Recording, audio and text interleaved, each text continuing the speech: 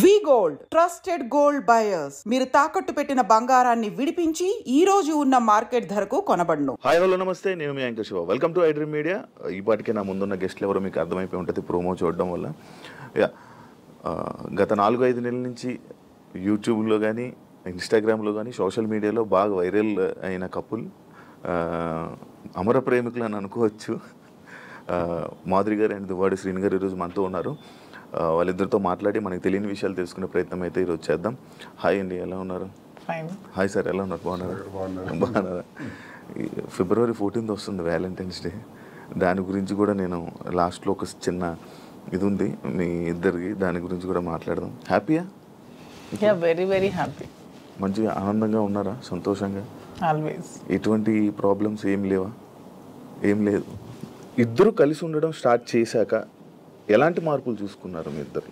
Changes గడిచిన జీవితంలో నేను ఏదైతే కోల్పోయాను అంటే రాజకీయంగా చాలా అగ్రెసివ్గా, ముక్కుసూటిగా ఎంతటి వ్యక్తి గురించి అయినా సరే పదునైన మాటలతో మాట్లాడటం అలవాటు, ప్రజల పక్షాన పోరాటం అలవాటు. 25 ఏళ్ళుగా 18 సంవత్సరాలు అపోజిషన్ పాత్ర. అపోజిషన్లో కూడా ఉద్యమాలు, కేసులు, జైళ్ళు, 62 రోజుల పాటు జైలు జీవితం కూడా గడిపాను. ఇన్ని గడిపిన నాకు, ప్రజా జీవితాన్ని గడిపిన నాకు, ఎన్నికల్లో కూడా పోటీ చేసిన నాకు ఇంట్లో మాత్రం కొంచెం ఇబ్బంది ఉండేది మానసికంగా. మానసిక ప్రశాంతత లేదు. ఈర్ష్య, అసూయ, ద్వేషాలు, ఆధిపత్య పోరు మధ్యలో నలిగిపోయేవాడిని. సరే, కుటుంబం కదా, ఇవన్నీ దిగమింగుకోవాలి, భరించాలి అని తగ్గే ఆలోచించేవాడిని. కానీ అది పరిధులు దాటి ఇంటి విషయం బయటికి తీసుకురావటం జరిగింది మా ఇంట్లో. అది కార్యకర్తల వరకు, ప్రజల వరకు, ఆఖరికి అధిష్టానం వరకు, ఆఖరికి నా క్యారెక్టర్ అసాసినేషన్ చేసేంత వరకు.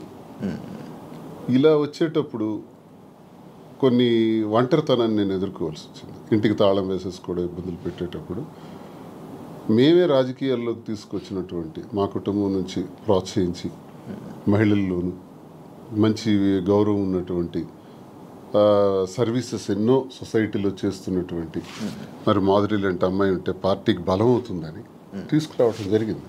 తీసుకొచ్చిన తర్వాత ఆమె పనిచేసుకొని వెళ్తున్నటువంటి తీరులో భాగంగా మా కుటుంబం నుంచే పలు విమర్శలు ఎదుర్కొంటూ చాలా ఇబ్బందులు పడాల్సి వచ్చింది. ఏ తప్పు లేనప్పటికీ, ఏ వ్యవహారం మా మధ్యలో లేనప్పటికీ కూడా మా ఇద్దరిని కలుపుతూ మా ఇంటి నుంచే దుష్ప్రచారం స్టార్ట్ అయింది. ఆ పరిస్థితుల్లో ఆమెకు కూడా చాలా ఇబ్బందులు వచ్చాయి. సంఘపరంగా కానీ, కుటుంబ పరంగా కానీ, కన్నవారి దగ్గర, అత్తవారి దగ్గర అందరూ ఇబ్బందులు వచ్చి తను చాలా ఇబ్బందులు ఎదుర్కోవాల్సి వచ్చింది.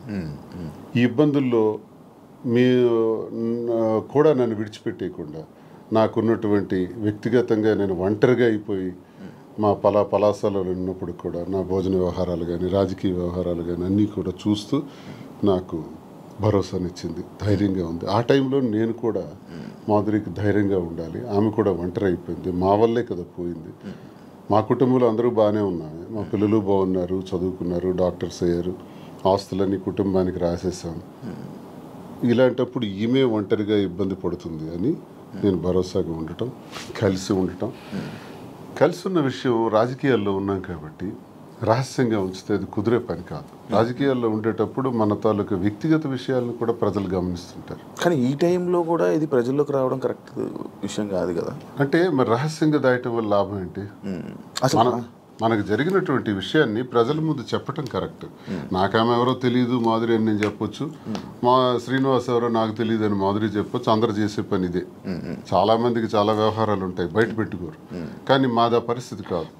ఒక వ్యవహారం ఇతను ఇలా చేశాడు, ఇలా ప్రవర్తించాడని ఇంటి నుంచే అబ్జెక్షన్స్ వచ్చి గొడవలు పెట్టి దాన్ని రచ్చ చేసేటప్పుడు ఆ మీడియా ముందు నేను కూడా ఫ్యాక్ట్స్ చెప్పాలి. ఎస్, మేము ఈ పరిస్థితుల్లో కలవాల్సి వచ్చింది, మేము కలిసిన ఈ పరిస్థితుల్లో మేము ఈ నిర్ణయం తీసుకోవాల్సి వచ్చింది, మా నిర్ణయం ఇది అని స్పష్టంగా గత 4 నెలల క్రితమే మీడియా ద్వారా పబ్లిక్కి తెలియజేసాం. ఈ విషయం టెక్కల ప్రజలందరికీ తెలుసు, శ్రీకాకుళం జిల్లాలో తెలుసు, రాష్ట్ర ప్రజలకు తెలిసేటప్పుడు కొంత లేట్ అయింది. ఇది వాస్తవాలని మేము చెప్పి నిర్ణయం తీసుకున్నాం. నిర్ణయం తీసుకునే దానిలో చాలా ఒడిదుడుకులు వస్తాయి. ఆ ఒడిదుడుకులను ఎదుర్కొంటాం ధైర్యంగా. మాకున్నటువంటి బాధ్యతలు కూడా ముఖ్యంగా ఉన్నాయి. పిల్లలు ఆమెకు నాకు కలిపి 5 పిల్లలు. 5 పిల్లల్ని కూడా జాగ్రత్తగా చూసుకోవాలి.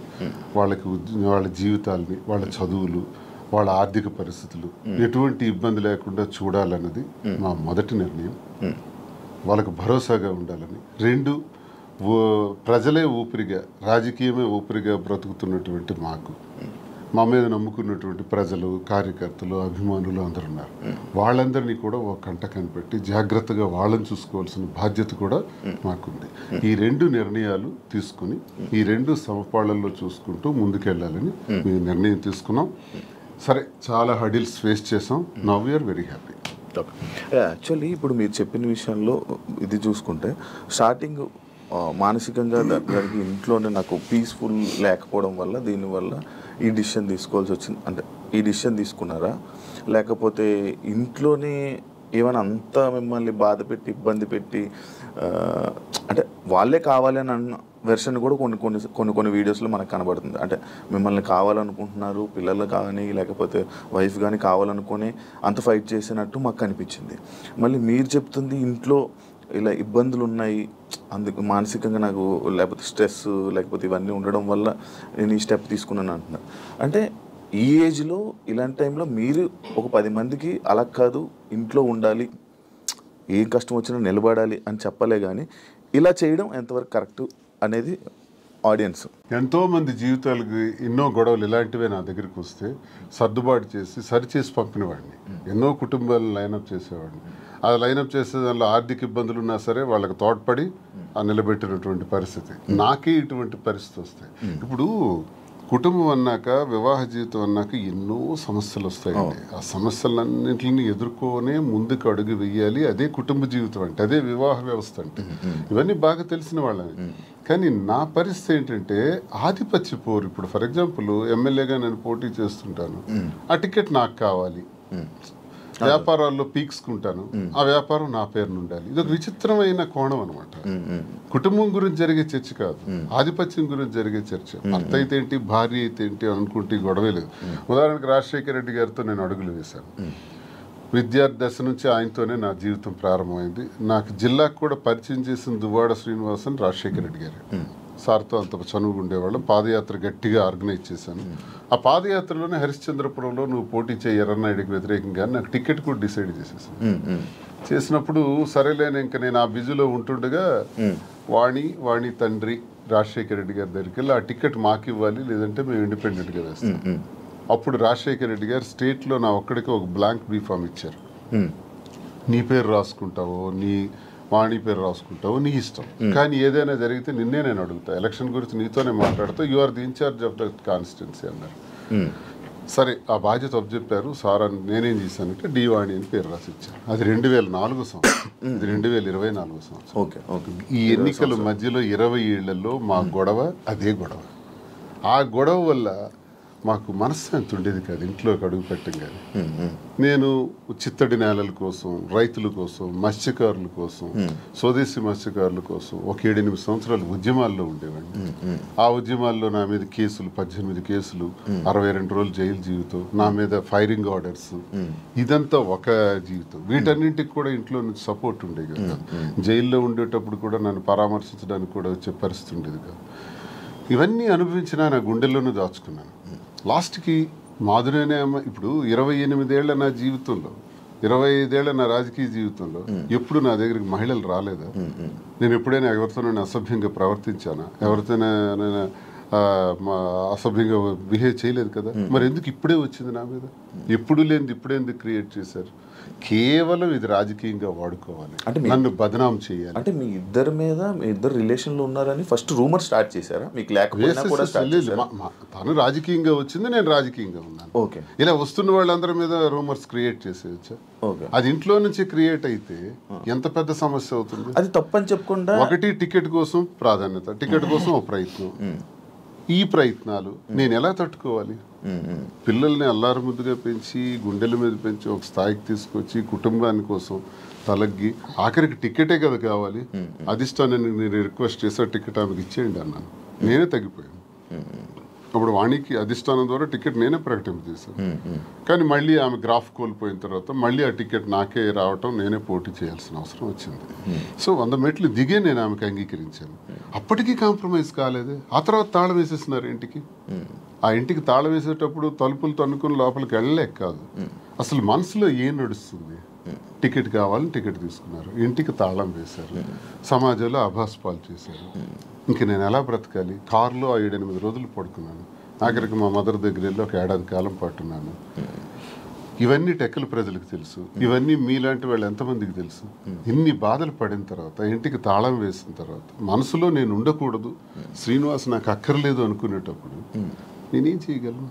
అలాంటిది ఎలక్షన్ తర్వాత కూడా ఇంటి మీదకి వచ్చి, ఇంటి మీద కూడా గొడవ పెట్టి, అక్కడ నేను టెంపరీగా కొట్టుకుని ఇంటి మీద, నువ్వు ఇక్కడి నుంచి పోవాలి.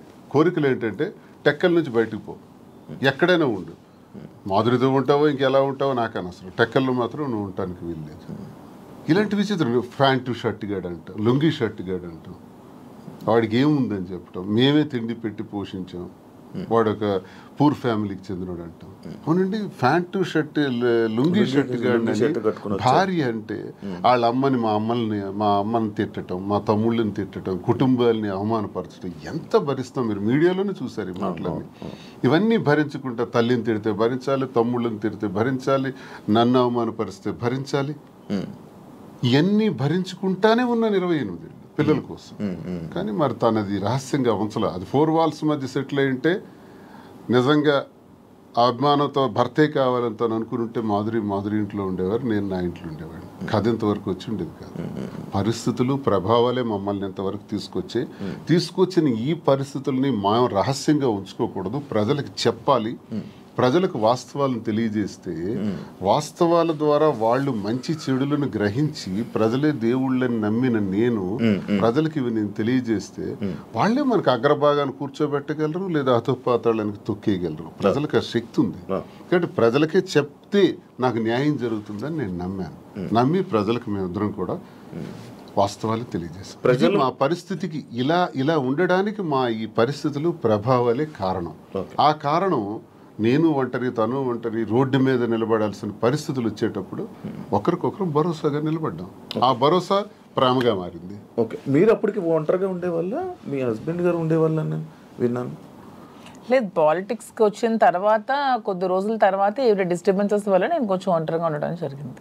ఓకే, ఈయన గురించి ఒంటరిగా ఉండడం స్టార్ట్ చేశారు, లేకపోతే లేదు ఆవిడ వలన నేను నా ఫ్యామిలీకి దూరమే ఒంటరిగా ఉండటం జరిగింది.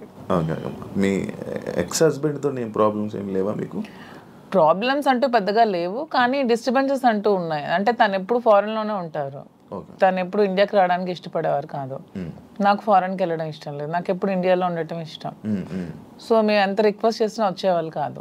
ఫ్యామిలీకి ప్రిఫరెన్స్ కంటే తను ఎక్కువ మనీకి ప్రిఫరెన్స్ ఇచ్చేవాళ్ళు.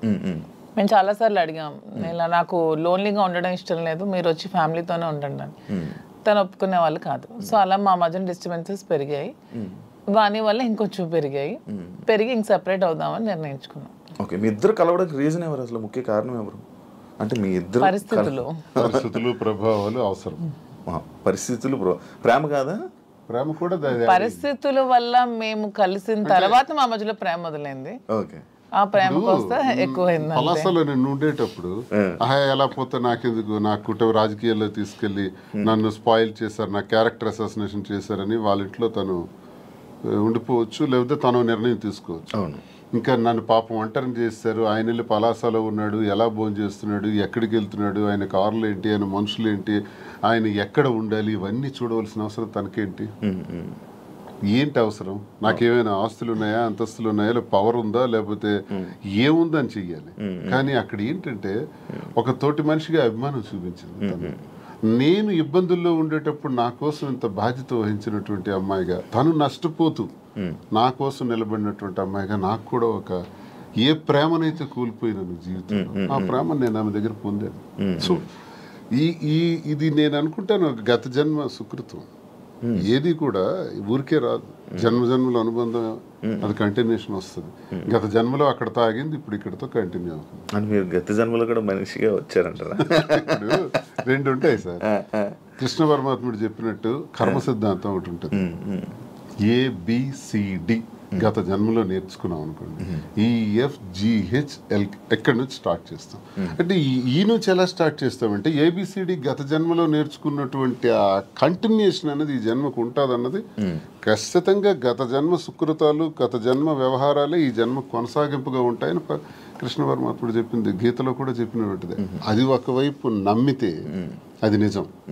నేను కర్మ సిద్ధాంతాన్ని నమ్ముతాను కాబట్టి అది నిజం. లేదు సైంటిఫిక్గా వెళ్ళామనుకోండి, ఇట్స్ ఎ కెమికల్ రియాక్షన్, రసాయనిక చర్య. మనిషికి మధ్యన జరిగినటువంటి ఆలోచనలు, కలయికలు, ఆ పరిస్థితుల ప్రభావాలు బట్టి ఒక మనిషి మీద ఒక మనిషికి ఆకర్షణ, కోపము, వ్యతిరేకత, రకరకాల భావాలు ఎందుకు కలుగుతాయంటే రసాయనిక చర్యల వల్లే కలుగుతాయి. అలా అని కూడా అనుకోవచ్చు. సైన్స్ ఎప్పుడైనా కలగొచ్చు అంటారా? కలగచ్చు అంతే. ఏ మనిషి ఎప్పుడు ఎలా మారుతారో, ఎప్పుడు శత్రువులు అవుతారో, ఎప్పుడు మిత్రులు అవుతారో, ఎప్పుడు ఏ రకంగా మారుతాం అన్నది ఇదంతా మనిషికి మధ్యన ఉండేది కెమికల్ బ్యాలెన్సే. అది ఇంబ్యాలెన్స్ అయితే ఇంకో రకంగా మారుతాం, వైలెంట్ గా మారుతాం. సైన్స్ ప్రకారం. లేదు కర్మ సిద్ధాంతం ప్రకారం వెళ్తే గత జన్మ సుకృతం. ఏదనుకున్నా మాది కెమిస్ట్రీ పరంగా చూసుకుంటే, సైన్స్ ప్రకారం చూసుకుంటే రసాయనిక చర్య, లేదు కర్మ సిద్ధాంతం ప్రకారం చూసుకుంటే గత జన్మ సుకృతం. ఓకే మాధురి గారు, మీరు ఇద్దరు కలిసి ఉండడం స్టార్ట్ చేశాక మీలో ఉన్న మార్పులు ఏం చూసారు మీ జర్నీ? అంటే ఏ ఒంటరితనంతో నేను బాధపడ్డాను, ఏ ప్రేమ తక్కువై నేను సఫర్ అయ్యాను. మీకు కూడా ప్రేమ తక్కువైంది ఇంట్లో? మరి ఇద్దరు వేరే వేరేగా, ఒకరు ఫారెన్ లో ఒకరు ఇండియాలో ఉంటే ప్రేమ తక్కువ ఓకే ఉంటుంది. వైఫ్ అండ్ హస్బెండ్ అంటే దగ్గరగా ఉంటాయి కదా బాండ్ అనేది. అంటే లాంగ్ డిస్టెన్స్ లవ్ స్టోరీస్ అని ఇప్పుడు రీసెంట్ గా బాగా వైరల్. నాకు అలాంటివి నచ్చు. కొంతమంది ఒక్కొక్క స్టోరీస్ నచ్చుతారు. మీకు లాంగ్ డిస్టెన్స్ స్టోరీస్ నచ్చు. స్టోరీ లేదు. నాకు మాత్రం నా పక్కనే హస్బెండ్ ఉండాలనే ఫీలింగ్ తో ఉన్న అమ్మాయి నేనైతే మొదటి నుంచి ఉన్నాను. సో నాకు ఏ రోజైతే నేను శ్రీనివాస్ గారితో నా లైఫ్ స్టార్ట్ చేశానో, నా జర్నీ, అప్పటి నుంచి నాకు హ్యాపీనెస్ కానీ, మీరు అన్నట్టు నా ఒంటరితనం పోయి నాకు అంటూ ఒక తోడు దొరికింది. హ్యాపీగా ఉన్నాను. నన్ను వదిలే ఏ రోజు కూడా ఎక్కడికి ఇంతవరకు ఈ 4 yearsలో ఎప్పుడు ఎక్కడికి పోలేదు. ఎప్పుడు నాతోనే ఉంటారు. ఎక్కడికి వెళ్ళినా ఇద్దరం కలిసే ట్రావెల్ చేస్తాం. ఏ పనైనా ఇద్దరం కలిసే చేస్తాం. ఈవెన్ ఎలక్షన్ క్యాంపెయిన్ కానీ ఎక్కడికి వెళ్ళాలని అన్ని ఇద్దరం కలిసే చేస్తాం. నాకు చాలా హ్యాపీగా ఉంది. నేను కోరుకున్న జీవితం నాకు దొరికినట్టు అనిపిస్తుంది. మీ ఇద్దరి మధ్యన హ్యాపీగా ఉండొచ్చు, కానీ సొసైటీ కానీ లేకపోతే మిమ్మల్ని నమ్మి ఓట్లు వేయడానికి కానీ, లేకపోతే ఎవరైతే జనాలు ఉన్నారో వాళ్ళ మాటలను మీరు పట్టించుకుంటారా? సొసైటీకి మా వల్ల వచ్చిన ఇబ్బంది ఏంటి నాకు అర్థం కాదు. అంటే మీరు ఏం చూపిద్దామని అనుకుంటున్నారు? ఏం చూపిద్దాం? ఒక హస్బెండ్ తో డిఫరెంట్ ఒక అమ్మాయి, ఒక వైఫ్ తో డిఫరెంట్ అబ్బాయి కలిసి ఇంకొక పెళ్లి చేసుకుంటున్నాం. దానికి ఇంకేం చూపించాలనుకుంటున్నారు ఎవరైనా? దీంట్లో ఏం చూపిద్దాం అని మీరు అనుకుంటున్నారు? ఎందుకు మీరు అందరికీ మీకు ఇది నెగిటివ్ కనిపిస్తుంది? నాకు నా హస్బెండ్ తో డిఫరెన్సెస్ ఉన్నాయి, ఇతనికి ఈమె వైఫ్ తో డిఫరెన్సెస్ ఉన్నాయి.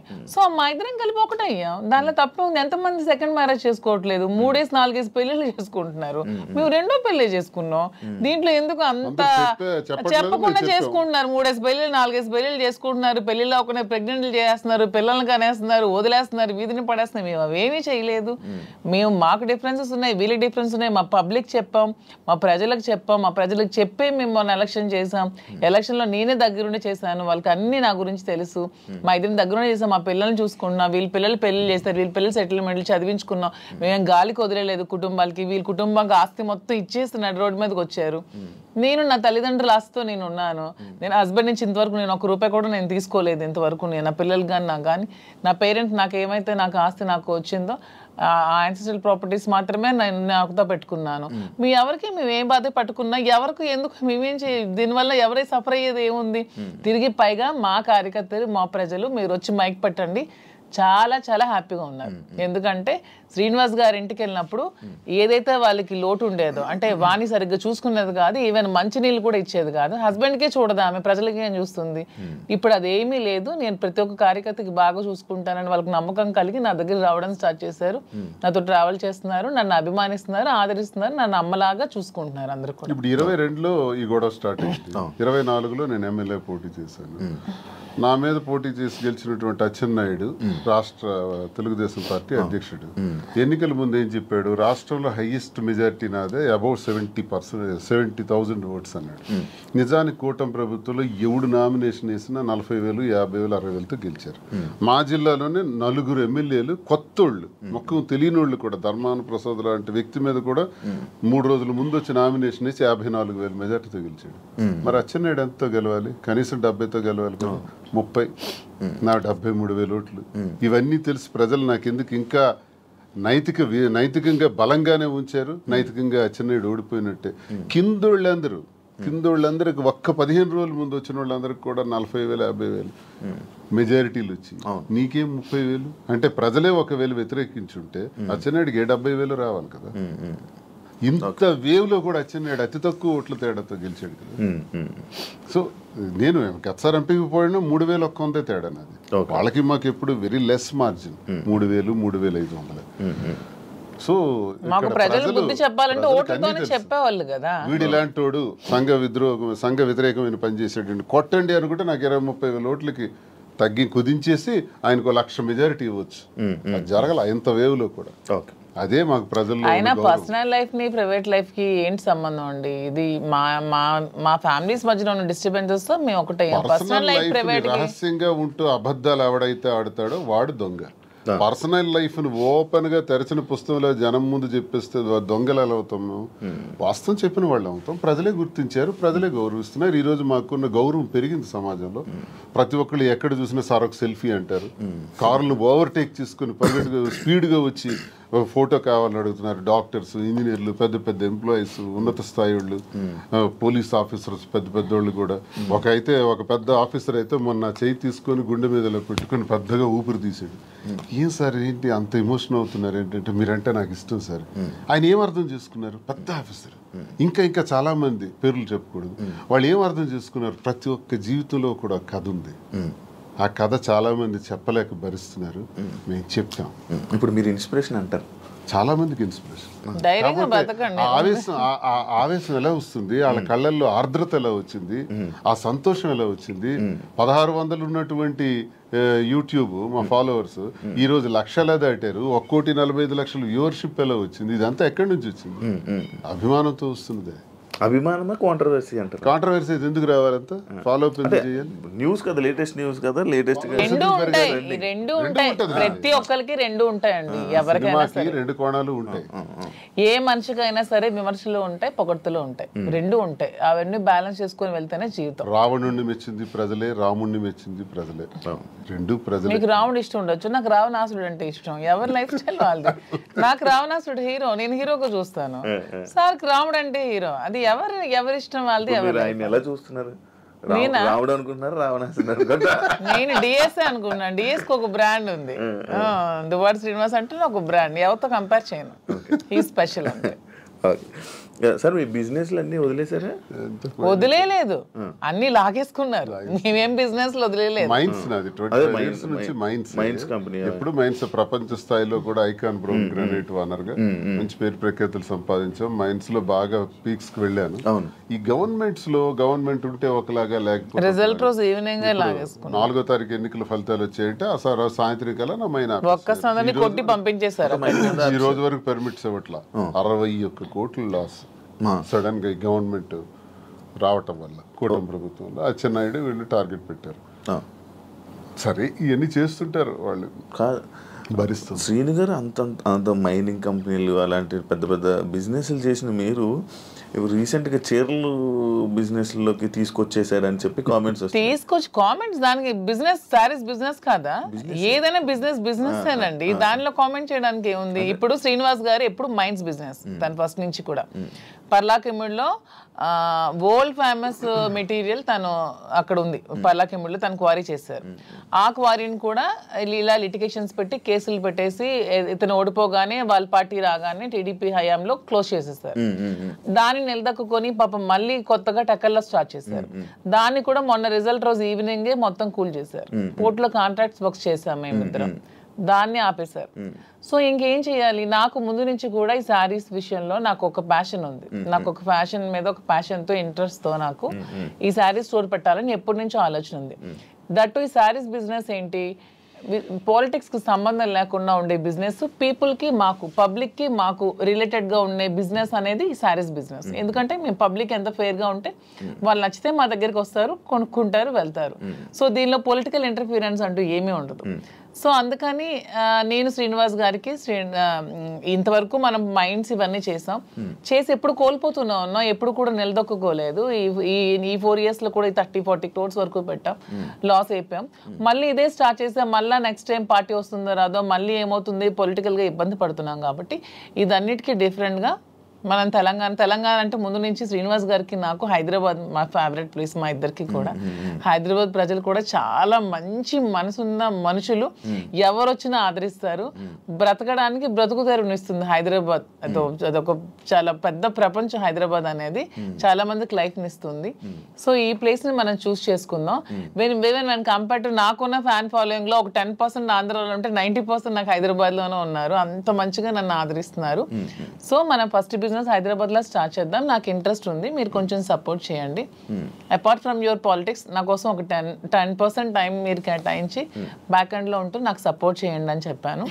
చెప్పగానే శ్రీనివాస్ గారు కూడా దీనికోసం మేము 5-6 months నుంచి దీని మీద మేము వర్కౌట్ చేసాం.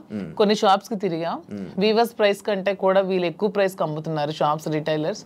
అవన్నీ బ్రేక్ డౌన్ చేసి పబ్లిక్ కి మనకు గుడ్ రిలేషన్షిప్ లా ఉండాలనే ఆలోచనతో డైరెక్ట్ గా వీవర్స్ దగ్గరికి వెళ్ళి మాట్లాడి మేమే మగ్గాలు అవి ఏర్పాటు చేసుకొని మేమే మెటీరియల్ ఇస్తూ వీవర్స్ ని కూడా బ్రతికిద్దామనే ఆలోచనతో వాళ్ళతో శారీస్ మేమే దగ్గరుండి వీవింగ్ చేయించుకొని ఆ ఓవెన్ శారీస్ని పెట్టి మేము శారీ స్టోర్ పెట్టి ఓపెన్ చేసి ప్రజలందరికీ కూడా క్వాలిటీతో అండ్ తక్కువ ప్రైస్లో ఇద్దామని నిర్ణయించుకొని ఈ శారీ స్టోర్ అనేది ఓపెన్ చేస్తున్నాం. ఫస్ట్ బ్రాంచ్ మదీనాగూడలో స్టార్ట్ చేస్తున్నాం.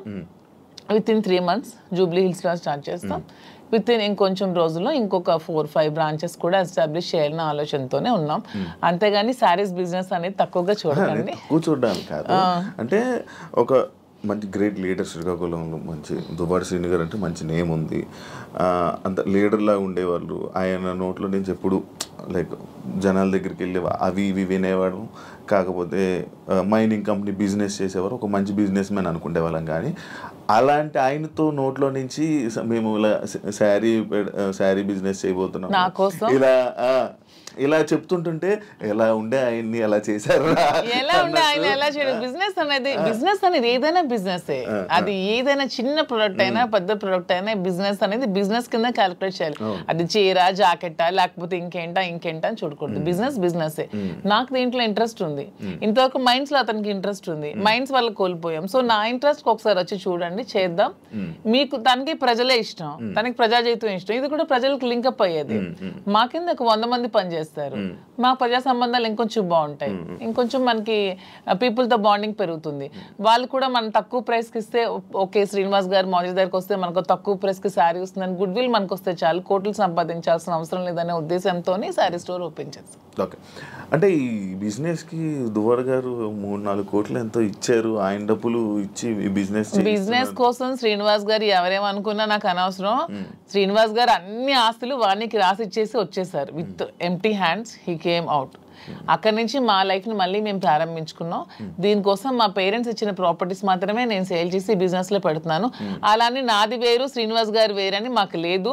మీరు అడిగిన క్వశ్చన్కి ఆన్సర్ చెప్పాం. మా ఇద్దరు తన దగ్గర ఎన్ని కోట్లున్నా నాకు ఇస్తారు. ప్రెసెంట్ లేవు, లాగేసుకున్నారు అందరూ. ఉంటే నాకు ఇస్తారు ఖచ్చితంగా. సో నా దగ్గర ఉన్న ప్రతిదీ అతనిదే. మా ఇద్దరి మధ్యలో నీది నాది అనే తేడా లేదు. అయినా మా ఇద్దరు ఇప్పుడు మొగుడు పల్లాలి. మా ఇద్దరు నాదైనా ఒకటే అతనిదైనా ఒకటే, ఎవరికి సంబంధం లేదు. ఎవరు డబ్బులు పెడితే మీకేంటి ప్రాబ్లం? మీ బిజినెస్ చేస్తున్నావా, మంచి ప్రొడక్ట్ అందిస్తున్నావా అనేది మీరు చూడండి. డబ్బు గురించి ఆయనకి దగ్గర అయ్యారని కూడా టాక్. అది ఫేక్ అదే చెప్తున్నాను కదా. మీరు కావాలంటే అన్ని మొత్తం డాక్యుమెంట్స్ అవన్నీ వెనక్కి తీసుకోండి. ఆస్తులన్నీ రాసిచ్చి తను చెప్తున్నాను 0 బ్యాంక్ బ్యాలెన్స్ తో వచ్చారు నా దగ్గరికి. అందుకే నేను అంటున్నాను, మా బంధం మీరు ఎన్ని కామెంట్ చేసుకున్నా మాది 100% ప్యూర్ లవ్. ఎందుకంటే నేను అతని నుంచి ఏది ఆశించలేదు, 1 రూపాయి ఆశించలేదు. అతను పదవిలో లేరు, నేను పదవిని ఆశించడానికి. అతను డబ్బులు లేవు, డబ్బు ఆశించడానికి. ఏమి ఆశించుకున్నా 100% అతని మనసు, అతని వ్యక్తిత్వం, అతని హానెస్టీ, అతని హంబుల్నెస్ ఇవే చూసి నేను ఇష్టపడ్డాను. దాంతోనే ఇప్పుడు కలిసి ఉన్నాం. అతని దగ్గర ఏ ఆస్తులు లేవు, అన్ని బాణీకి ఇచ్చేసి వచ్చేసారు. ఇటీవల కాలంలో ఒక 2 కోట్ల రూపాయలు విలువైన 2.5 కోట్ల విలువైనటువంటి ఒక అసెట్ విశాఖపట్నంలో అమ్మారు. అలాగే శ్రీకాకుళంలో కూడా కొన్ని ల్యాండ్స్ అమ్మారు. అమ్మి ఈ డబ్బులన్నీ కూడా అక్యుములేట్ చేసి ఈ బిజినెస్ లో మా ఫాదర్ నాకు ఇచ్చిన ప్రాపర్టీస్ అన్ని నేను ఇప్పుడు అమ్మేశాను. ఎప్పటి నుంచో మా ఫాదర్ నాకు ఇచ్చే 2009 నుంచి అవి నా పేరు మీద ఉన్నవి. ఇప్పుడు బిజినెస్ కోసం నేను అమ్మేసి మరి బిజినెస్ స్టార్ట్ చేశాను. అంటే మీరు స్టార్టింగ్ అంటే ఆయనకి పరిచయం అవ్వకముందు నుంచి, రాజకీయంలోకి రాకముందు నుంచి మీరు డబ్బులు మేము ఫైనాన్షియల్ గా వెల్ సెటిల్డ్. మా ఫాదర్ వాళ్ళు వెల్ సెటిల్డ్, మా హస్బెండ్ వాళ్ళు కూడా వెల్ సెటిల్డ్. అన్ని వెల్ సెటిల్డ్ ఫ్యామిలీ ఫైనాన్షియల్ గా. మాకు ఫైనాన్షియల్ గా ప్రాబ్లమ్స్ కానీ ఏమి కూడా లేవు, ఎప్పుడు కూడా లేవు. వెల్ సెటిల్డ్ ఫ్యామిలీనే. ఇప్పుడు వీటి కోసం మేము ఆస్తులు అమ్మాల్సి వచ్చింది, లేకపోతే ఆస్తులు అమ్మాల్సిన అవసరం కూడా లేదు. ఎందుకంటే ఎలక్షన్ లో ఉన్న డబ్బులు కొంచెం ఉంటే అవి కూడా కోల్పోయాను. మా ఇద్దరు ఉండడానికి ఇల్లు కూడా కట్టుకున్నాం, దానికోసం కొంచెం డబ్బులు పెట్టవలసి వచ్చింది. సో ఇప్పుడు మళ్ళీ బిజినెస్ స్టార్ట్ చేయడానికి ఈ ప్రాపర్టీస్ అమ్మాల్సి వచ్చింది. లైక్ అంటే ఈ కామెంట్స్ రావడానికి గల రీజన్స్ ఏంటంటే, మీరు అది కొన్ని వీడియోస్ మీ డ్యాన్స్ చే సంబంధించిన వీడియోస్ కొన్ని సోషల్ మీడియాలో వైరల్ అవ్వడం జరుగుతుంది. అది మీరేనా? అది ఇప్పటికీ చెప్తున్నాను, అది నేను కాదు. అసలు ఆ మనిషి కూడా నా అలాగ లేదు. అది ఎందుకు ఎవరికి అనిపించిందో, ఎవరికి పెట్టాలనిపించిందో కావాలనే కూటమి ప్రభుత్వం వాళ్ళే ఖచ్చితంగా దీన్ని ఈ పిల్ల సైనికులు అంటారు కదా బచ్చగాళ్ళు, ఆ బచ్చగాళ్ళు ఈ కొంతమంది కలిపి ఐటీడీపీ అని ఇదొన్న పేజ్లో పెట్టి అనవసరంగా ట్రోల్ చేశారు. అలా నేను డాన్స్ చేసే అమ్మాయిని నేనేం కామెంట్ చేయట్లేదు. నాకు రికార్డింగ్ డాన్స్లు, నాకు స్టేజ్ల మీద డాన్స్ చేసుకోవాల్సిన అవసరం నాకైతే ఎప్పుడూ లేదు. ఎనీబడి కెన్ ప్రూవ్ చేసుకోండి. సార్ అప్పుడే చెప్పారు, ప్రూవ్ చేసుకుంటే నేను 1 crore rupees వాళ్ళకి గిఫ్ట్ ఇస్తానని. మొన్న ఛానల్లో కూడా నాకు అవసరం లేదు. అలానే నేను ఒకటే చెప్తున్నాను, ఎవరి బ్రతుకుతారు కోసం వాళ్ళు చేసుకుంటారు. ఇదే డాన్స్ స్టేజ్ మీద పబ్లిక్ గా బట్టలు ఇప్పి చేస్తున్నారు, వాళ్ళేమో హీరోయిన్లు అంటున్నారు. స్టేజ్ మీద చేస్తే స్టేజ్ రికార్డింగ్ డాన్సర్లు అన్నారు, నానా రకాల పేరు పడుతున్నారు. నేను ఎవరి అమ్మాయిని కామెంట్ చేయట్లేదు. నాకైతే మీరు వెళ్ళి మా ప్లేస్ లో ఎంక్వైరీ చేసుకోండి, నేను పుట్టిన ప్లేస్ లో, మా అత్తగారి ప్లేస్ లో. ఈ విమర్శలు చేసేవాళ్ళు ఎవరైనా ఆ అమ్మాయి మాధురి అని ప్రూవ్ చేస్తే 1 crore ఇస్తాం. ఒకవేళ వాళ్ళు ప్రూవ్ చేయలేకపోతే వాళ్ళు సరెండర్ అవుతామంటే అమ్మాయి ఎవరో కూడా మేమే తెచ్చి పెడతాం. ఎందుకు అమ్మాయిని బయటకు లాగాలి, పెళ్లి చేసుకునే హ్యాపీగా ఉంది కాబట్టి. మాకు అమ్మాయి తెలుసు, అది ఏ రికార్డింగ్ డాన్స్ ట్రూపో కూడా తెలుసు. కానీ అలాగ అమ్మాయినే మాధురి అని చూపించిన వాళ్ళకి నేను అంటున్నాను, 1 crore మీకు బహుమానం కింద ఇస్తాం, దయచేసి అది ప్రూవ్ చేయండి అంటున్నాను. అంటే అలా చేస్తే ఏమొస్తుంది? అంటే ఇప్పుడు మాధురికి నాకు మేము ఒక మనసుతో ఉన్నాం కదా, మరి అలా చేస్తే ఏమొస్తుంది మీకు? ఎవడా చేసేవాడు? రికార్డింగ్ డాన్స్ చేసే అమ్మాయిని పెళ్లి చేసుకో, రికార్డింగ్ డాన్స్ అమ్మాయిని ఓవర్సీని పెళ్లి చేసుకుని నీకేంటి నొప్పి, పెట్టినోడికి ఏంటి నొప్పి? అలాగైతే మీరు డాన్స్ చేసి మీరే ఒప్పుకున్నట్టు. నేను కాదు కదా, నేను ఒప్పుకోవడానికి అమ్మాయి నేను కాదు. నేనైతే నిజంగా నేను ఒప్పుకుంటాను. I'm very bold and straight forward. నేను ఒప్పుకుంటాను. If it is me I will agree. నేనే అదా, నేను డాన్స్ చేసిన వీడియోస్ చాలా ఉన్నాయి, నేను పెట్టుకుంటున్నాను కదా. నేను చేసి నేనే పెట్టుకుంటాను. నేను అది కానప్పుడు నేను ఎలా ఒప్పుకుంటాను? అలానే అదే అంటున్నాను, ఒకవేళ డాన్స్ చేసిన అమ్మాయినే దువ్వాసం చేసుకుంటే మీకేంటి పెయిన్? అమ్మాయి మాత్రం అమ్మాయి కాదా, ఆడపిల్ల కాదా? ఎందుకు అంత ట్రోల్ చేయాల్సిన అవసరం ఏముంది, అంత నెగిటివిటీ స్ప్రెడ్ చేయాల్సిన అవసరం ఏముందని అడుగుతున్నాను నేను. ఒకవేళ ఆ అమ్మాయే మాధురి అని ప్రూవ్ చేయాలనుకుంటే 1 crore బహుమతి ఇస్తాం, తీసుకురండి అంటున్నాం. ఎవరైతే వచ్చారో వాళ్ళకి. అంటే ఇప్పుడంటే ఏ జనరేషన్ వచ్చేసింది, ఫేస్లు మార్పిడి ఇది ఇదే. ఆ వీడియో చూస్తే అప్పుడెప్పుడు 2003 2000 వయసు ఎంత తెలుసు? ఏమండి నాకు ఇప్పుడు 34 years అండి. 2000 అన్న ఏజ్ ఎంత ఉంటది? ఓకే, ఆ వీడియో ఎప్పుడు చాలా ఓల్డ్. నేను 2000 అన్న ఏజ్ ఎంత ఉంటుంది చెప్పండి? 2005 లో నేను 10th. నాకు ఎంత ఏజ్ ఉంటుంది? నాకు 2010-11 అప్పుడు నేను ఎంత పిల్లని ఉంటాను. ఆ అమ్మాయి అంత డాన్స్ నాకు నేను ఎలా చేయగలను? కొంచెం నా పోనీ అట్లీస్ట్ నా చిన్నప్పుడు ఫోటోలు ఏవో చూపిస్తే మీకు తెలుస్తుంది. ఎప్పుడో మాదిరి చూపిస్తున్నారు కదా. అట్లీస్ట్ 2005 లో నేను 10th. పోనీ అప్పుడు నాతో చదువుకున్న వాళ్ళకి తెలుస్తుంది కదా. ఏదో మీలాంటి వాళ్ళు నమ్మాలి, ఎవరు తెలియని వాళ్ళు. తెలిసిన వాళ్ళకి ఏంటో తెలుసు. చెప్తున్నా అంటే మీరు చూస్తే ఎలా అనిపిస్తుంది? అలాగే నాకు ఎక్కడ అనిపించట్లేదు, మా వాళ్ళకి ఎవరికి అనిపించట్లేదు. మీకు ఎలా అనిపిస్తుందేమో మరి, మాకైతే తెలియదు. మా అందరికీ తెలుసు, ఎవరు మా జిల్లా అందరికీ తెలుసు అది నేను కాదని. ఇంక మిగతా వాళ్ళు నమ్మితే నమ్మొచ్చేమో కానీ ప్రతి ఒక్కరికి తెలుసు. ఇంక నమ్మినా నమ్మకపోయినా పర్వాలేదు, నేను అనుకున్నా కూడా ఐ డోంట్ కేర్ అంటున్నాను. పోనీ అమ్మాయి కూడా డాన్స్ బాగా చేస్తుంది అనుకుంటే అనుకోండి, దానిలో ఐ డోంట్ కేర్. శ్రీకాకుళం నుంచి వచ్చిన ఒక క్వశ్చన్, ఒక పాయింట్ ఏంటంటే, మాధురి గారు శ్రీని గారికి మందు పెట్టి ఆయన దాన్ని ఏదో అంటారు, ఆయన వలలో వేసుకుని వలలో వేసుకుని వలలో బుట్లో పెట్టుకున్నది ఆ టైపు. సరే, మందు పెట్టి ఇలా చేయడం వల్ల, లేకపోతే ఈ ఏజ్ లోనే ఆయనకి అవసరం ఏంటి? సరే ఓకే, ఎవడైతే క్వశ్చన్ అడిగాడో వాడికి ఒకటి అడుగుతున్నాను. మందు పెట్టి శ్రీనివాస్ దగ్గర నేనేం తీసుకోవాలో చెప్పండి అని అడుగుతున్నాను. డబ్బుందా? లేదు. పోనీ అట్లీస్ట్ ఏజా లేదు. అంటే ఇప్పుడు డబ్బు లేదు కానీ స్టార్టింగ్ లో ఆయన దగ్గర డబ్బు ఉండేది. ఇప్పుడు నేను వచ్చినప్పుడు ఏం లేదు. 2022లోనే ఇచ్చేసారా మీరు? ముందు నుంచి వాళ్ళ ప్రాపర్టీస్ అన్ని ఉన్నాయి. ఏ రోజు కూడా నేను 1 రూపీ కూడా అంతగా తీసుకోలేదు. తన పేరునే ఉన్నాయి, తర్వాత మిగతా రాసేస్తారు. రీసెంట్ గా 4 నెలల క్రితం జాఫర్ గారికి ఇంటర్వ్యూ ఇచ్చిన టైంలో కూడా she saying everything false allegations అండి. నాకేం రాసి ఇవ్వలేదు, నాకు అసలు ఏం లేదు, ఆయన ఇలా దూరం ఉండి ఇలాగా ఇల్లు ఇచ్చేసాను, ఈ ఇల్లు ఇచ్చేసాను అని చెప్తున్నారా తప్ప నాకు ఎటువంటి ప్రాపర్టీ ఏమి ఇవ్వలేదు. ఆ ఫ్యాక్టరీ రాసేసిన డాక్యుమెంట్స్ ఉన్నాయి. ఎన్నికలకు ముందే, ఎన్నికలకు 20-25 డేస్ ముందే రాసేసాను. అన్ని నా పేరున ఏదైతే ఉన్నాయో నా పేరున మీరు ఇవి తీయండి. మా ఎఫిడవిట్ వేస్తాం కదా ఎమ్మెల్యేగా పోటీ చేసినప్పుడు, ఎఫిడవిట్ లో ఏ అసెట్స్ ఉన్నాయో మీకు తెలుస్తాయి. ఆ అసెట్స్ ఈ రోజుకి నా పేరున ఉంటే you can anybody can challenge. ఈ రోజు ఆ అసెట్స్ నా పేరున ఉండాలి కదా. మొన్న నా పేరున ఎఫిడవిట్ లో ఎమ్మెల్యేగా పోటీ చేసినప్పుడు ఉండే అసెట్స్ ఇప్పుడు ఎందుకు లేవు? ఏమైనా అసెట్స్ తన పేరును ఉన్నాయో లేదో ఒకసారి వెరిఫై చేయండి, తెలుస్తుంది. ఎవిడెన్స్ ఉంటుంది కదా ప్రతిదానికి. అదే ఆ కామెంట్ పెట్టినోడికి అడుగుతున్నాను, శ్రీనివాస్ గారిని మందు పెట్టి తీసుకోవడానికి ఏముంది?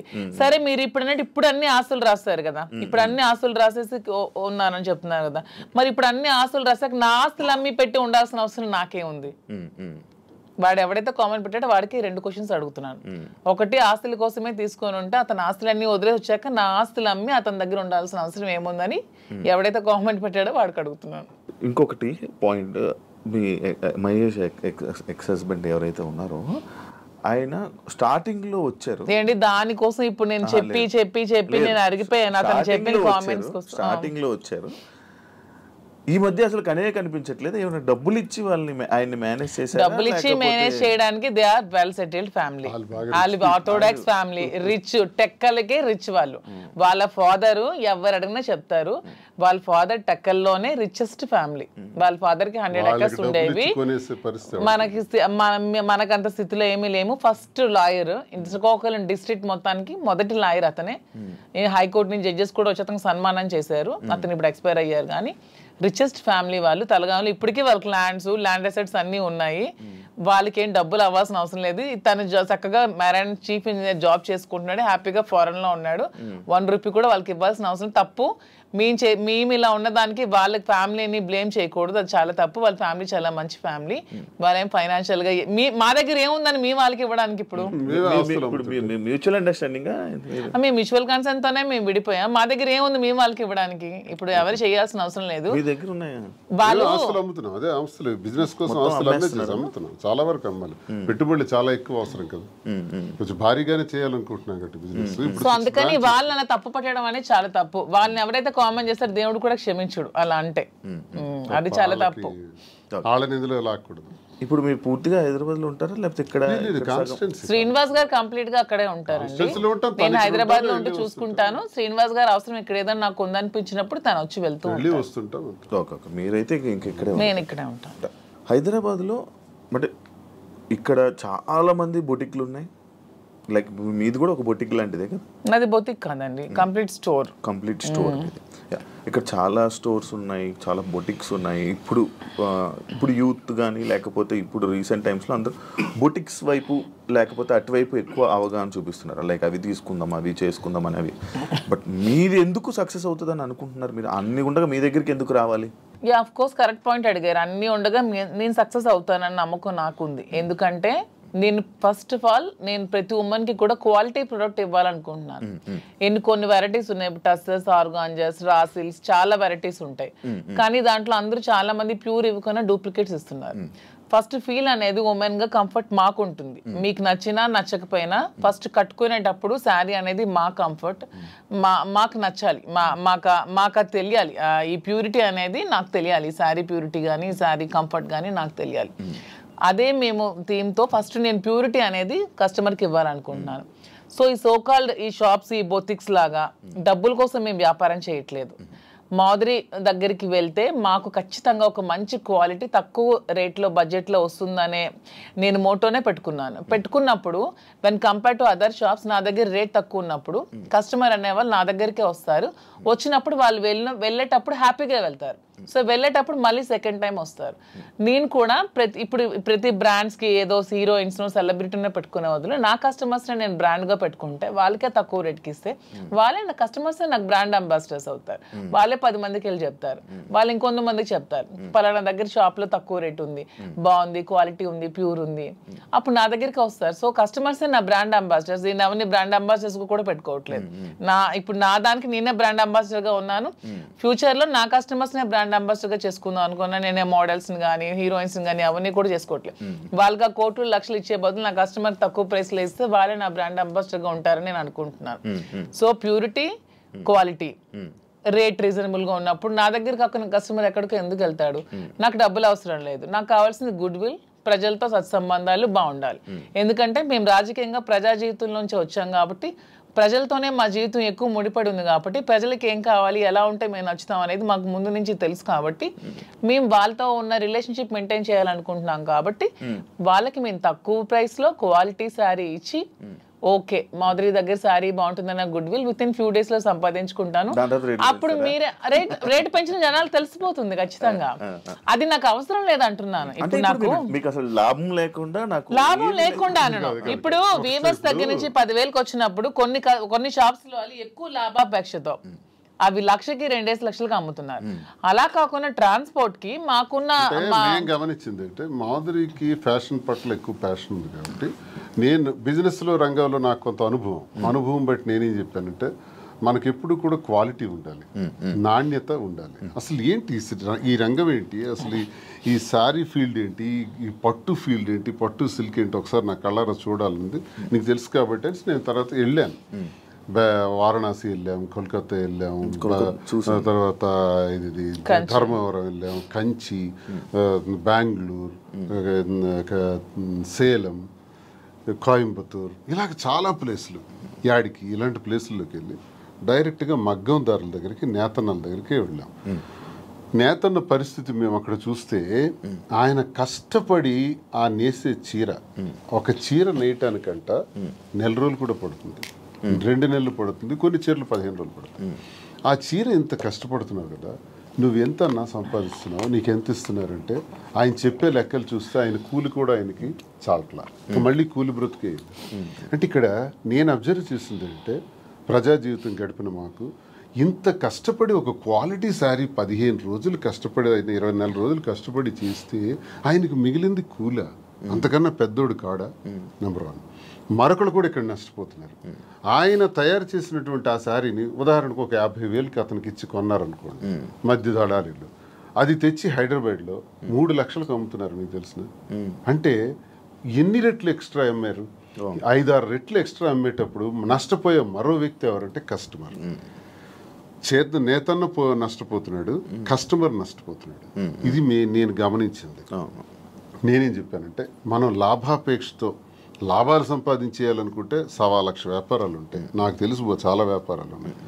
ఇందులో నువ్వు ఇంట్రెస్ట్ పెడుతున్నావు కాబట్టి ఇందులో చెయ్యాలి అనుకుంటే నా తాలూకు ఉద్దేశం అంటే నాణ్యత, ప్రాధాన్యత. నాణ్యతే ప్రామాణికం. ఈ 2 మైండ్లో ఎప్పుడు పెట్టుకో. Quality is our predominance.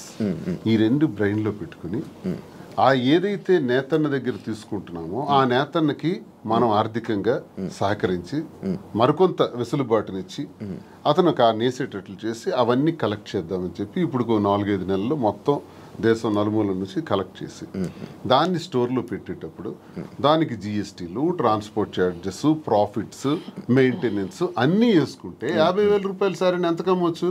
80,000కి అమ్మండి, 90,000కి అమ్మండి, అయితే 1,00,000కి అమ్మండి. 3 లక్షలు ఏంటండి? ఇది మోసం కదా కస్టమర్కి. మరి 3 లక్షలకు అమ్మిన లాభంలో కొంతైనా నేతనికి ఇస్తున్నావా? అది కూడా నష్టమే కదా నేతనికి. ఈ 2 ఆలోచించి ఈ 2 బ్యాలెన్స్ చేసి బిజినెస్ సక్సెస్ఫుల్గా రన్ అవ్వాలంటే వ్యాపారం పెట్టిన తర్వాత ఆ వ్యాపార యజమాని ఎవరన్నది జనానికి తెలుస్తుంది. వ్యాపారం పెట్టక ముందే మేమెవరమో జనానికి తెలుసు. కాబట్టి మా మీద ఒక ఎక్స్పెక్టేషన్ ఉంటుంది, ఒక నమ్మకంతో మా దగ్గరికి వచ్చేటప్పుడు ఆ కస్టమర్ ఆ కళ్ళల్లో నేను సరైన ప్రైస్ ఇచ్చాను అన్నటువంటి ఆనందాన్ని మేము చూడాలి. అరే నేను ఈ స్టోర్కి వచ్చి చాలా ఎక్కువ డబ్బులు ఇచ్చేసాననే బాధని ఎక్కడ ఏ కళ్ళల్లో కూడా మనం చూడకూడదు అన్నది మా ప్రధానమైనటువంటి ఉద్దేశం. నేతన్న దగ్గర నుంచి కస్టమర్కి మధ్యలో బాధ్యత వహిస్తూ రీజనబుల్ ప్రైస్, సరసమైన ధర ఇవ్వాలన్న దానితో ఇది ప్రారంభించి ఒక 6 బ్రాంచెస్, తర్వాత విజయవాడ, విశాఖపట్నం, రాజమండ్రి, కాకినాడ, బెంగళూరు కూడా అనుకుంటున్నాం. ఇంక జ్యువెలరీ కూడా స్టార్ట్ చేద్దామని ప్లాన్ చేస్తున్నాం. ఒక మంచి ఆలోచనతో దువ్వాడ శ్రీనివాస్ చీరలు అమ్ముతున్నాడా, దువ్వాడ శ్రీనివాస్ ఇలా అయిపోయాడా, అలాగే ఎవరైనా ప్రచారాలు చేసుకుంటే దువ్వాడ శ్రీనివాస్ రాజకీయం వదిలేడు, పదునైనటువంటి భాష వదలడు, తూర్పార పడ్డానికి ఎంత తోడైనా సరే ఆగే ప్రసక్తే లేదు, ప్రశ్నిస్తాడు. దువ్వాడ శ్రీనివాస్ రాజకీయం అనే గ్రౌండ్ ఫీల్డ్ వదిలేడు. దయచేసి ఆ భ్రమల నుంచి బయటపడమని వాళ్ళకి నేను సవాల్ చేస్తున్నాను. వ్యాపారం చేయాలని మాధురికి సహకారంగా పూర్తిగా ఉంటాను. తాను చేసే ఈ పట్టు సిల్క్స్లో ఈ స్టోర్స్ని బాగా డెవలప్ చేసే విధంగా, దాంతోపాటు యాడింగ్ జ్యువెలరీ కూడా, విమెన్కి కావాల్సిన వాటి పైన ఆమెకి జ్యువెలరీలో కూడా బాగా నాలెడ్జ్ ఉంది కాబట్టి అవి కూడా పెట్టి అవి కూడా సరసమైన ధరలకి ఇచ్చే విధంగా మేము చేస్తామే తప్ప లాభాపేక్ష కోసం ఏదో అలా తప్పుడు పద్ధతుల్లో లాభం సంపాదించాలనే ఉద్దేశం కదా. అలా అనుకుంటే చాలా వ్యాపారాలు ఉన్నాయి. మా ఉద్దేశం అందుకే కాంచీపురం ఒకుళా సిల్క్స్ అని కూడా పేరు పెట్టాం. ఒకుళామాత, ఒకుళామాత అంటే వెంకటేశ్వర స్వామి తల్లి. దీనికి హిస్టరీ కూడా మేము దానికి కనెక్ట్ అయినాం. ఎందుకు కనెక్ట్ అయ్యంటే వెంకటేశ్వర స్వామి పేరు పెట్టచ్చు. నేను వెంకటేశ్వర స్వామి భక్తులు, మేము స్వామి భక్తులుగా స్వామి వారి తల్లి పేరు ఒకుళామాత పెడదామని. ఎందుకంటే ఒక చిన్న స్టోరీ ఉంది. ఒకుళామాత ద్వాపర యుగం ఉందన్నట్టు నన్నే అటాక్ చేస్తూ, నన్నే ట్రోల్ చేస్తూ, నన్నే సెంటర్ చేస్తూ, నన్నే టార్గెట్ చేస్తూ ఎంత చేయాలో అంత చేస్తున్నారు. నేను ఏ రోజు పోలీస్ స్టేషన్ మెట్లు ఎక్కానని నాకు తెలియదు, పోలీస్ స్టేషన్ చూసానని తెలియదు. ఈ పొలిటికల్ లైఫ్లోకి వచ్చాక, శ్రీనివాస్ గారి లైఫ్లోకి వచ్చాక స్టేషన్లకు తీసుకెళ్ళి కూర్చోబెట్టారు, ఎన్ని పెట్టారు. సో అన్ని కోల్పోయింది నేను, నా పిల్లలు లాస్ అయ్యాం దీంట్లో. వాణి అది చెప్పొచ్చు ఇంటర్వ్యూల ముందుకు వచ్చి, ఏం కోల్పోయిందో చెప్పమానండి. She's well settled, 58 years 60 years ఆమెకి ఆల్రెడీ తన జీవితం చూసేసింది, లైఫ్ అయిపోయింది, పిల్లలు సెటిల్ అయిపోయారు, హ్యాపీగా ఉంది. తను అదే కోరుకుంది, శ్రీనివాస్ గారి నుంచి దూరంగా వెళ్ళిపోవాలి, నాకు ఇండిపెండెంట్ కావాలని కోరుకుంది. తనకి ఎప్పుడు ఒంటరిగా ఉండటం ఇష్టం, శ్రీనివాస్ గారి దగ్గర బతకడం ఇష్టం ఉండదు. ఎందుకంటే ఆమె ఎప్పుడు కరప్టెడ్, శ్రీనివాస్ గారిని ఎప్పుడు కూడా లంచాలు తీసుకోమని ఫోర్స్ చేస్తుంది, డబ్బు పిచ్చి. ఇతనికి నచ్చదు, అక్కడే మొదలయ్యేది వీళ్ళిద్దరికి గొడవ. ఇతను ఎప్పుడు ఫోర్స్ చేసేది, డబ్బులు తీసుకోండి. శ్రీనివాస్ గారు ఎప్పుడు అలాంటివి చేయరు. ఆమె ఎప్పుడు కరప్టెడ్, ఆమె ఎప్పుడు అది చేస్తుంది. శ్రీనివాస్ గారికి ప్రజా జీవితంలో ఉండడం ఇష్టం, ఆమెకి శ్రీనివాస్ గారిని ప్రజలను దూరం చేసి ఆ పదవుల్ని వాణి పొందడం ఇష్టం. ఇవన్నీ కుదరకాలు విడిపోయి ఆమె సెటిల్ అయింది, హ్యాపీగా డైవర్స్ కావాలని. సో ఇక్కడ కోల్పోయింది నేను, నా పిల్లలు మాత్రమే. ఇప్పుడు మీ పిల్లలు మీ దగ్గర ఉన్నారా? నా దగ్గర ఉన్నారు, మీతోనే ఉంటున్నారు. శ్రీనివాస్ గారు ఒక్కొక్కటి ఉంది, మీ గుండెల మీద చేసుకొని చెప్పండి. ఇంటి నుండి బయటకు వచ్చారు కదా, భార్య బిడ్డల్ని మిస్ అవుతున్నాను, లేకపోతే నేను చేస్తుందంతా తప్పు అని ఎప్పుడూ మీకు అనిపించలేదా? భార్య అనే వ్యక్తి దగ్గర ఎప్పుడూ నిచ్చెన పోరాటమే. మాకెప్పుడు సుఖం లేదు.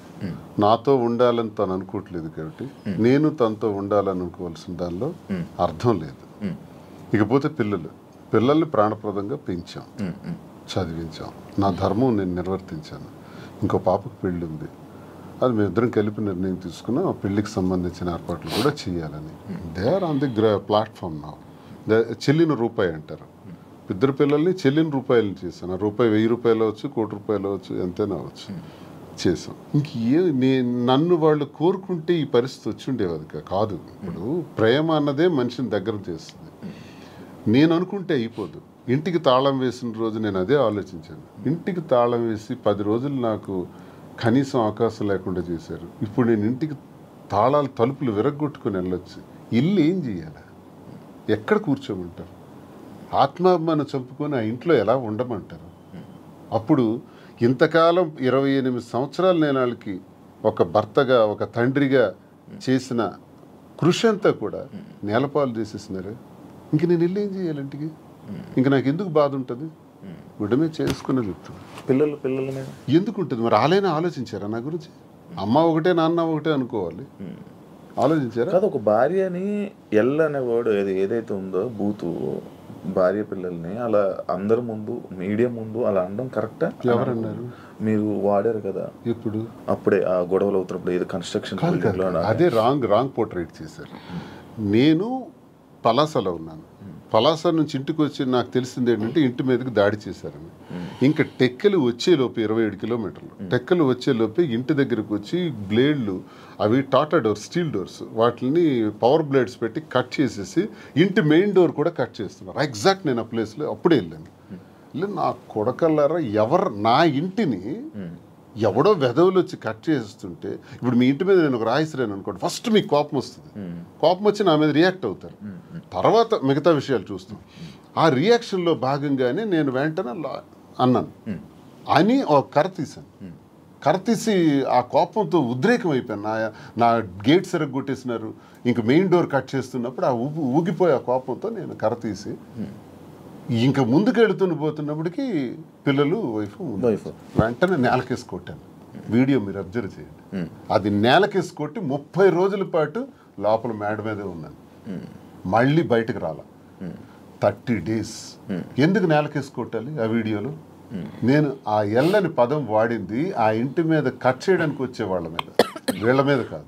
కానీ వాళ్ళ మీదకి నేను వెళ్తుంటే వీళ్ళు ఎదురుగా వచ్చినప్పుడు నేలకేసి కొట్టాను. నేలకేసి కొట్టింది కూడా మీరు చూడండి ఆ వీడియోలో. ఎందుకు నేలకేసి కొట్టాలి? పైకి తీసింది, పైకి తీసిన కర్ర ఎవరికైనా తగలాలి, ఏదో జరగాలి, తగలలేదే, నేలకెందుకు కొట్టాను? దాని అర్థం వాళ్ళు ఎదురుగా వచ్చారు కాబట్టి. వీళ్ళు మళ్ళీ ఎదురుగా వస్తున్నారు, నేలకేసి కొట్టేశాను. ఆ బాధ వాళ్ళ మీద ఉండే ప్రేమాభిమానాలతోనే నేలకు కొట్టాను. లేకపోతే కర్ర పైకి లేచి ఉండేది. 4 రోజులు నరకమే అనిపించాను ఇంట్లో. రోజుకి 2 ఇడ్లీలు తిని బతికిన రోజులు కూడా ఉన్నాయి. ఎవరు చూస్తారు? ఇంటి దగ్గర ఇళ్ళే సరెండర్ చేసి అచ్చెన్నాయుడు సహాయంతో చుట్టూ పోలీసులు ఉండి ఓడిపోయానని నాకు చేసిన హింసకు ఇవన్నీ అవసరమా అండి? ఆ రోజు ఎక్కడి నుంచి పోవాలి, ఎక్కడున్నా పర్వాలేదు, లుంగీ షర్ట్ గాడు ఇన్ని విమర్శించిన ఆమె ఆఖరిలో ఒక మాట మార్చింది, ఆయన ప్రాణానికి ప్రమాదం ఉందని.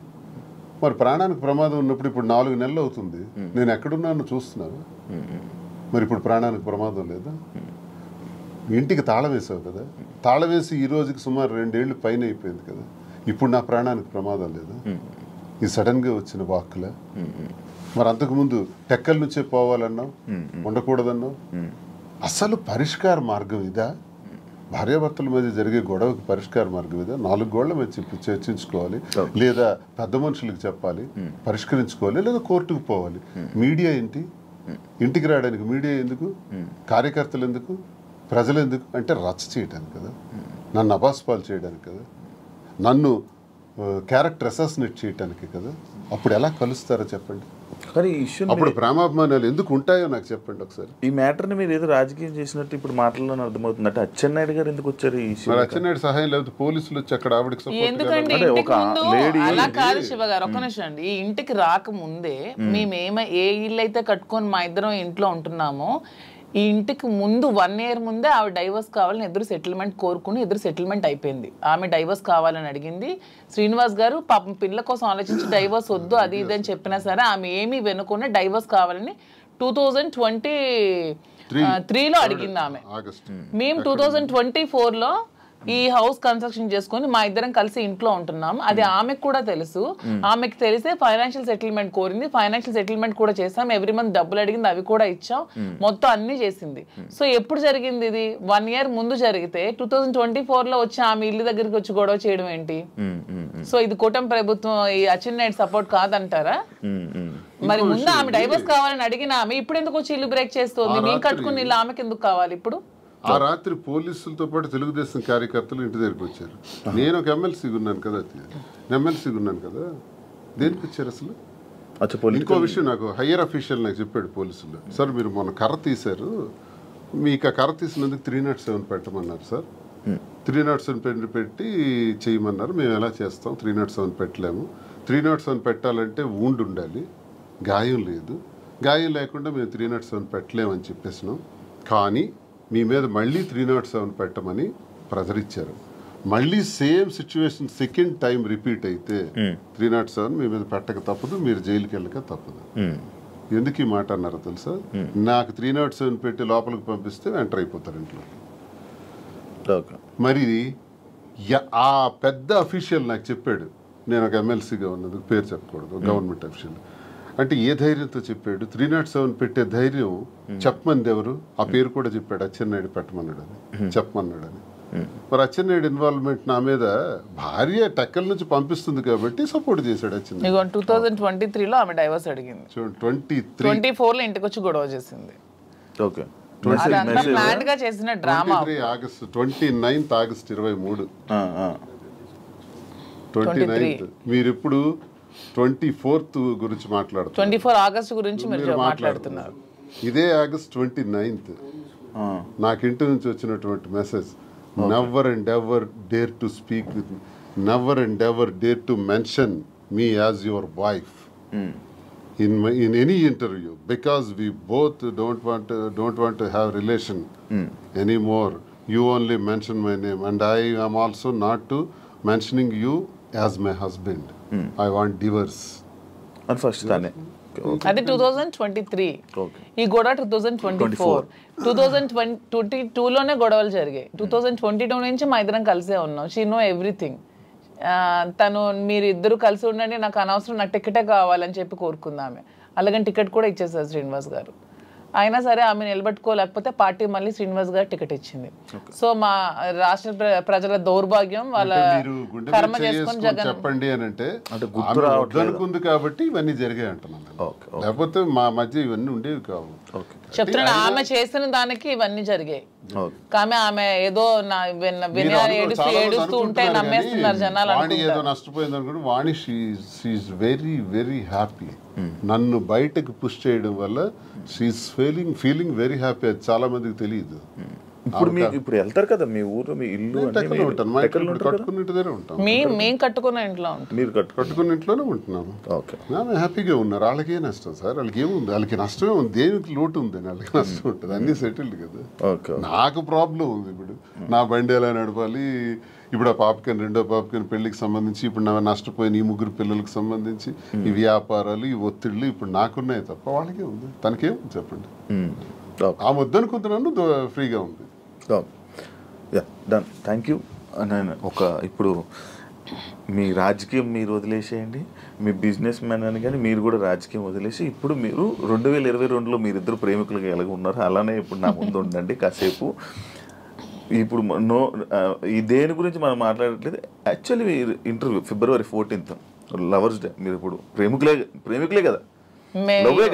February 14th ప్రేమికులం కాదు, మేము ప్రతిరోజు ప్రేమికులం. అందుకే ఇప్పుడు కూడా ఈ February 14th వస్తుంది కాబట్టి, ఇది February 14th స్పెషల్ కాబట్టి మీకు కొన్ని ఉన్నాయి. అంటే మీకు rose day, teddy day, chocolate day లాంటివి తెలుసా? ఐడియా ఉంది కదా. వ్యాలంటైన్స్ డే గురించి కూడా ఉంది కదా. ఏం సార్ అసలు చాలా మందికి దీని మీద అపోహలు కూడా ఉన్నాయి. 270 క్రీస్తుపూర్వం, బిఫోర్ క్రీస్తు, అంటే ఇంచుమించు ఆల్మోస్ట్ 2700 సంవత్సరాల క్రితం రోమ్లో ఒక వ్యాలంటైన్ అని ఒక ప్రవక్త ఉంటాడు. ఆయన ఏం చేశాడంటే కొత్తగా ప్రేమ పాఠాలు, ప్రేమ వివాహాల గురించి చెప్పడం ప్రారంభించాడు. ఆ రోమ్ నగరానికి, దేశానికి రాజు అయినటువంటి క్లాడియస్ ఏంటంటే ఇలాంటి ప్రేమ పాఠాలు చెప్తున్నాడు, వీడికి చంపాలి అని కొంచెం కోపం పెంచుకుంటాడు. ఇదే టైంలో క్లాడియస్ కూతురు ఇతను లవ్ చేస్తుంది, ఆయన ప్రేమ పాఠాలు విని, ఎవరిని, వ్యాలంటైన్స్. అప్పుడు రాజు ఏమిటంటే ఆయన్ని చంపేస్తాడు, హ్యాంగ్ చేస్తాడు. అదే February 14th.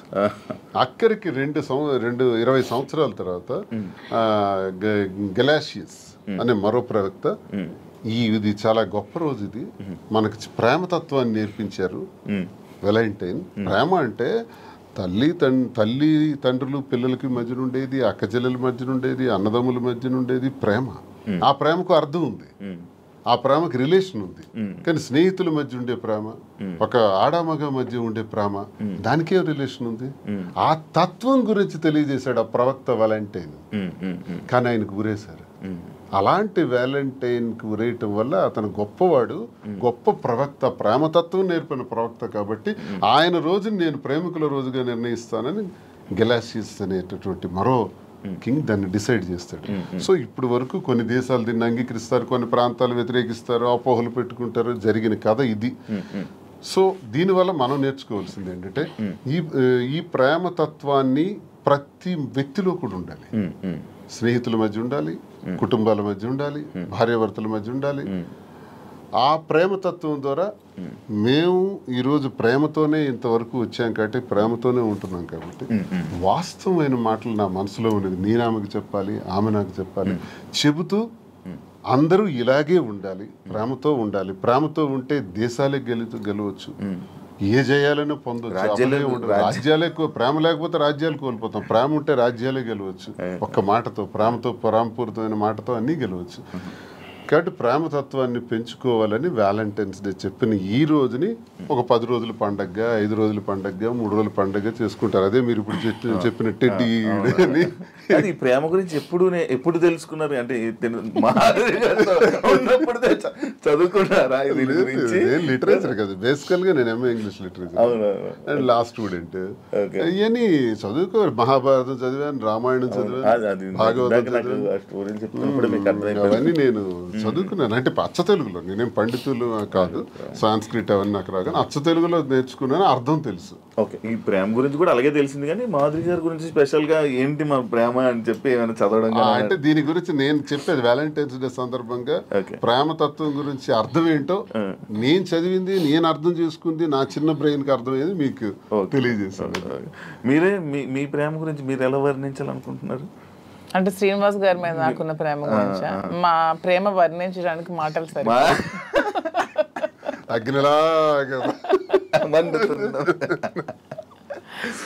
ఇప్పుడు నేను ఈ రోజు వరకు ఎప్పుడు నా జీవితంలో వ్యాలంటైన్స్ డేకి ఈ డేస్ ఏవైతే ఉంటాయో అది నాకు ఎక్స్పీరియన్స్ లేదు. బట్ నేను ఎప్పుడు చూడలేదు. అంటే ఎలా ఇచ్చుకుంటారు, ఎలా మాట్లాడుకుంటారు, నేను ఉండేది అవన్నీ అయిపోయి సార్. కానీ ఇప్పుడైతే ఏం లేదు, ఖాళీ. ప్రేమ ఉండాలి జీవితంలో. దొరకట్లేదు సార్. నేను ప్రేమనిస్తున్నాను. చూడండి, ఎవరైనా శివన్ మీరు ఎప్పుడైతే ప్రేమిస్తారో గ్యారంటీగా ప్రేమించే వ్యక్తులు దొరుకుతారు. ఈ రోజు మీకు చెప్తాను, నేను అందరికీ ప్రేమనిస్తున్నాను సార్. అంత ప్రతి ఒక్కరిని ప్రేమిస్తున్నాను. కానీ నన్ను ఎవరు ప్రేమించారు? ప్రేమిస్తారు. అది వెయిటింగ్ సార్. నాకు కూడా ఏదో ఒక రోజు అలాగా చీకట్లో నుంచి గెంతుకుంటూ అలా ఎప్పుడైనా వస్తారేమో వెయిటింగ్. యా, రోజ్ డే కాబట్టి ఒకరికొకరు రోజు ఇచ్చుకోండి. ఫస్ట్ రోజు ఇచ్చేసుకోండి. మీ దగ్గర ఉన్నాయి. ఇప్పుడు నేను ఈ ఎవ్రీడే ఏదైతే రోజ్ డే ఉందో, propose day, chocolate day, teddy day, promise day, మీలా నేను చూడకుండా చెప్పలేకపోతున్నాను. చూసారా? అంటే అంత ఎక్స్పీరియన్స్ లేదు నాకు. ఇవన్నీ మీరు ఇవన్నీ మీరు చేసుకుంటే నేను చూసి ఆడియన్స్ కూడా చూస్తారు. అండ్ మీ ప్రేమని మీరు ఇప్పుడు ఈ ఇంటర్వ్యూ ద్వారా తెలియజేసుకోండి ఒక్కొక్కరు. ఓకేనా? ఫస్ట్ రోజ్ డే మీ స్టైల్లో మీరే వాళ్ళు మీ స్టైల్ సింపుల్గా ఇచ్చేసుకోవడం కాదు, ఒక ప్రపోజల్. ఓకే, మాకు ఎవరికి సంబంధం లేదు. క్యారెక్టర్లోకి వెళ్ళిపో. రాజు, I love you. Thank you. I love you too. Thank you, Raju. Rose day బా ఎంత చక్కగా రోజ్ ఎక్స్చేంజ్ తీసుకున్నారో. ప్రపోజ్ చేయండి మంచిగా. నాకు అది కాదు, ఐ లవ్ యూ కాకుండా ఏమైనా చెప్పాలనుకుంటున్నది ఏమైనా ఉందా? ప్రపోజ్ డే రాజా, ప్రేమ అంటే ఒకరికొకరు సుఖంలో సంతోషంలో ఉండడం కాదు, కష్టంలో ఉండడమే అసలైన ప్రేమ అని మా ఇద్దరం చాలామందికి నిరూపించుకున్నాం. సో ఈ ప్రేమ ఇలాగే లైఫ్ లాంగ్ కొనసాగాలని. కష్టాలు అనేవి టెంపరీ, లైఫ్లో అన్నీ వస్తూ ఉంటాయి. సో మన లైఫ్లో కూడా మంచి రోజులు వస్తాయని నమ్ముతున్నాను. సో ఇలాగే మన లైఫ్ లాంగ్ ఇద్దరు ప్రేమిస్తూ ఇలాగే హ్యాపీగా ఉండాలని కోరుకుంటూ ఈ ప్రపోజ్ డే రోజు నీకు ఐ లవ్ యూ చెప్తున్నాను. ఐ లవ్ యూ రాజా. చాలామంది జీవితంలో ఆశయాలు, కోరికలు ఉంటాయి. అవి సాధించాలనుకునేటప్పుడు వచ్చే అవాంతరాల వల్ల అరే నాకు ఇది కాలేదే, నేను అనుకున్నది జరగలేదని వెంటనే ఒక రకమైన డిప్రెషన్లోకి పోయి ఆత్మహత్యలకి, జీవితాలు త్యజించడానికి రెడీ అవుతున్న వాళ్ళ గురించి నేనేం చెప్తున్నానంటే ఈరోజు ప్రేమతో ఏదైనా సాధించవచ్చు, ఎటువంటి విజయాలైనా సాధించవచ్చు. మేమిద్దరం ఇన్ని కష్టాల మధ్య, మాది ఆత్మహత్య సదృశ్యమే, సామాన్యమైన విషయం కాదు. కానీ ఎన్ని కష్టాల మధ్య, ఎన్ని హడిల్స్ మధ్య, ఇన్ని ఇష్యూస్ మధ్య ఎదుర్కొంటూ సమాజంలో మళ్ళీ నిలదొక్కుంటూ నిలబడగలుగుతున్నామంటే ప్రేమే కారణం. మన ఇద్దరి తాలూకా ఈ స్నేహం, ఈ ప్రేమ శాశ్వతం. సూపర్. చాక్లెట్ డే అన్ని డేస్ మీతో ఇప్పుడే ఇప్పుడు ఎక్స్పీరియన్స్ అవ్వలేదు కదా మీరు కూడా ఎప్పుడు? యా, చాక్లెట్ డే నాకు హార్ట్. ఇప్పుడు మీ ఇద్దరు ఆ చాక్లెట్ని ఓపెన్ చేసుకొని ఆ హార్ట్ అందులో ఒక చాక్లెట్ ఇద్దరు పంచుకొని షేర్ చేసుకొని ఒకరి నోరు ఒకరు తీప్ చేసుకోండి. వ్యాలంటైన్స్ డే సందర్భంగా ఈరోజు chocolate day. Very good. Hot.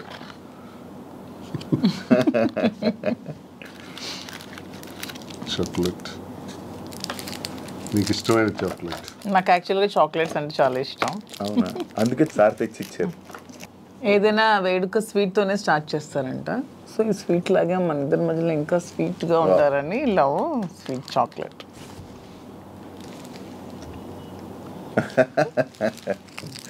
మన ఇంటర్వ్యూ ద్వారా మీకు అన్ని డేస్ అయిపోతున్నాయి. వ్యాలంటైన్ వీక్ అయిపోయింది. ఇప్పుడు టెడ్డీ డే. రాజు, వ్యాలంటైన్స్ డే సందర్భంగా ఈ టెడ్డీ బేర్ ఇది నీలాగే ఉంది, నీ మైండ్